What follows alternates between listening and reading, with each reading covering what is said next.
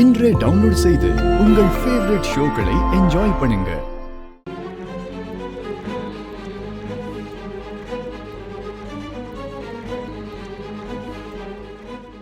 சீக்கிரம் வாங்க அண்ணி. இதோ வரேன்.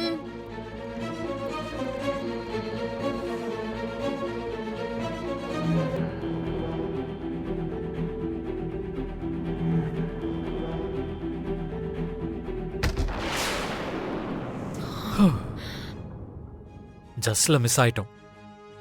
இல்லைன்னா நல்லா மாட்டியிருப்போம். என்னமோ மித்ரா, நான் என்ன, என் ரேஞ்ச் என்ன, பொய்யும் அந்த பட்டிக்காட்டுக்காரிக்காக பயப்பட வேண்டியதா இருக்கு. எல்லாம் தெரிஞ்சு அப்படி சொன்னா நான் என்ன பண்றது?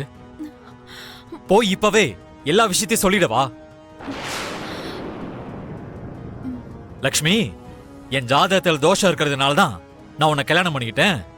என் கண்டங்கள் எல்லாம் கிளியர் பண்றதுக்காக தான் நான் உன் கழுத்துல தாலி கட்டினேன். 13 மாசத்துக்கு அப்புறம் நான் உன்னை விட்டுற போறேன்னு அவகிட்ட சொல்லிடவா? லக்ஷ்மி கிட்ட போய் சொல்லிட்டு இருக்கேன், அவளை ஏமாத்திட்டு இருக்கேன்னு எனக்கும் கில்ட்டியா தான் இருக்கு. இதே மாதிரி 13 மாசம் அதே கில்ட்டோட இருக்கிறது எனக்கும் கஷ்டமா தான் இருக்கு. நான் போய் சொல்லிடவா? அப்ப உனக்கு இந்த மாதிரி பயம் எல்லாம் இருக்காது. சொல்லு, நான் போய் சொல்லிடவா? அதெல்லாம் ஒண்ணும் வேண்டாம். உன்னோட காதலுக்காக நான் அதை மட்டும் அட்ஜஸ்ட் பண்ணிக்கிறேன்.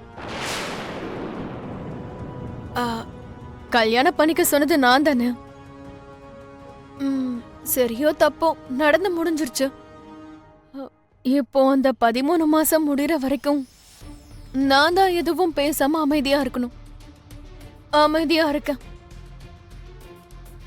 சரி வா போலாம்.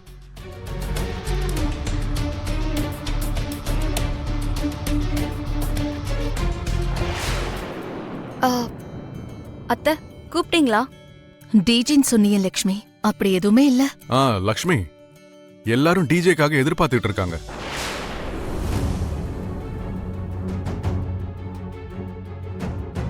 சித்தி, முகம் அவளுக்கு மாறிடுச்சு பாத்தீங்களா?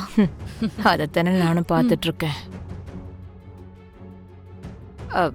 அக்கா கேட்டுட்டு இருக்காங்கல்ல லக்ஷ்மி, என்ன ரொம்ப யோசிச்சுட்டு இருக்க? சொல்லு. ஏன் டிஜே காரங்க வரலையா?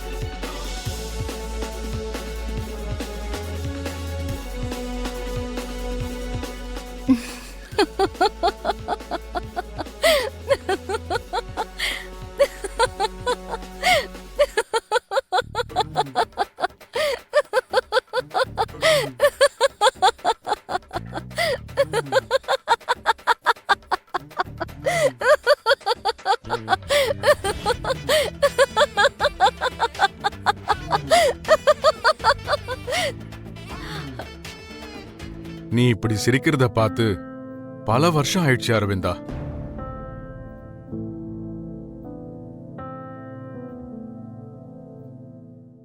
நீங்க இவ்வளவு ஹாப்பியா இருந்தத நான் இது வரைக்கும் பார்த்ததே இல்லை.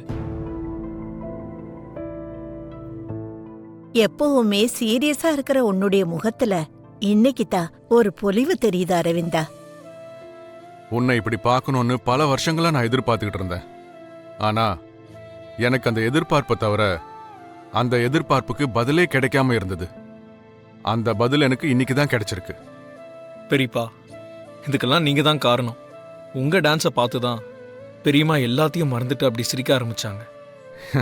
இல்லடா, என்னால இல்ல, பின்ன லக்ஷ்மினால.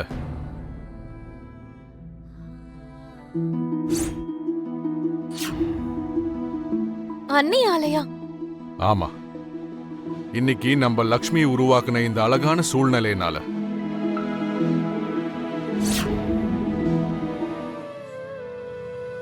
அதனால தான் உன்னை நான் மறுபடியும் மறுபடியும் கேட்கிறேம்மா.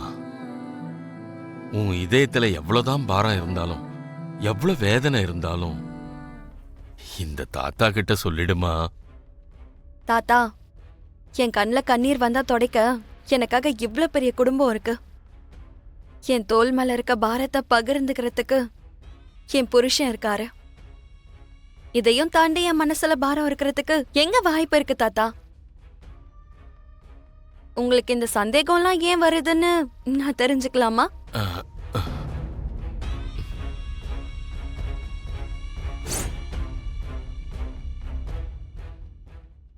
அந்த பொண்ணு யாரு லக்ஷ்மி?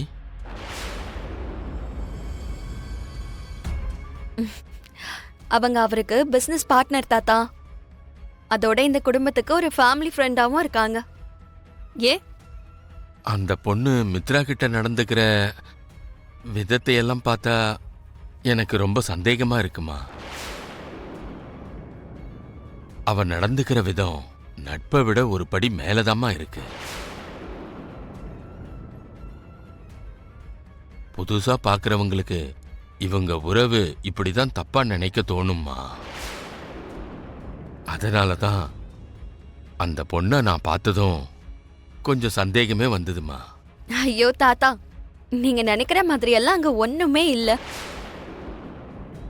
அவங்க ரொம்ப நல்லவங்க, நட்புக்கு ரொம்பவே மரியாதை கொடுப்பாங்க.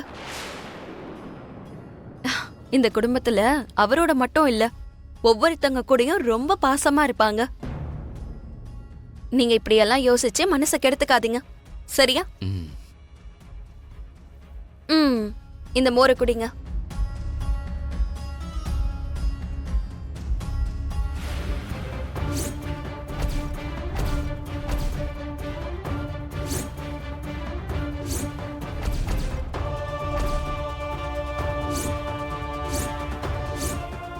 நீங்க ஆன்லைன்ல லவ் பேண்ட்ஸ் புக் பண்ணீங்கல்ல, அது நான் புக் பண்ணல.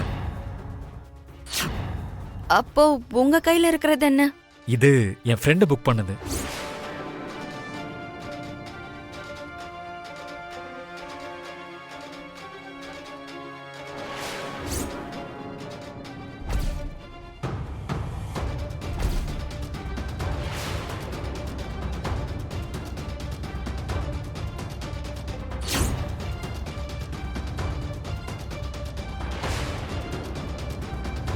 Oh God.